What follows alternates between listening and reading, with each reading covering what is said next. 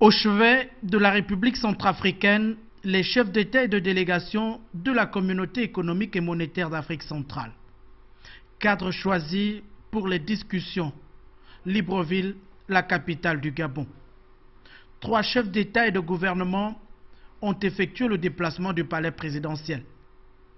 À la salle des banquets de la Cité de la démocratie, où ils arrivent ensuite, l'enjeu de la paix en Centrafrique a également valu la présence du président François Bozizé et des forces vives de la nation centrafricaine. Je voudrais exprimer ma compassion et formuler le vœu de voir nos assises accélérer le processus de retour à une situation normale qui rassure les populations et le sécurise définitivement, et coupé avec les 2 décennies d'instabilité et de désordre. Le huis clos des chefs d'État ici a duré plus de 2 heures d'horloge. Dans un langage de vérité, le président du comité de suivi de l'accord global de paix de Libreville tenait à rassurer les protagonistes sur la nécessité de trouver une issue politique à ce conflit armé. Vous avez fait l'option de la solution politique. Vous avez donc écarté, nous voulons croire, durablement et définitivement tout recours à la force pour résoudre une crise politique.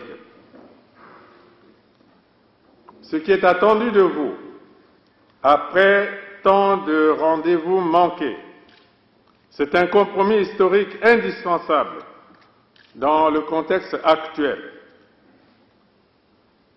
Ce qui est espéré de vous, c'est un sursaut national qui scelle une conscience à la hauteur des enjeux du moment. Les divergences entre les différentes parties sont évidentes. Le 2e sommet extraordinaire des chefs d'État de la CEAC est une véritable bouée de sauvetage pour la paix en Centrafrique.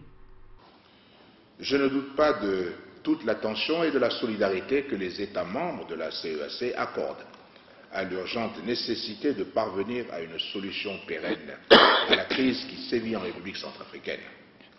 Notre rencontre au sommet de ce jour en constitue, s'il en était encore besoin, la preuve patente et tangible. Je tiens ici à renouveler l'engagement et la disponibilité de mon pays à œuvrer avec les autres États membres à faire cesser les souffrances que le peuple frère centrafricain vit depuis le début de cette crise. Impliqué dans la résolution de la crise en Centrafrique depuis plusieurs années, le Gabon aujourd'hui encore s'engage au nom de l'intégration sous-régionale.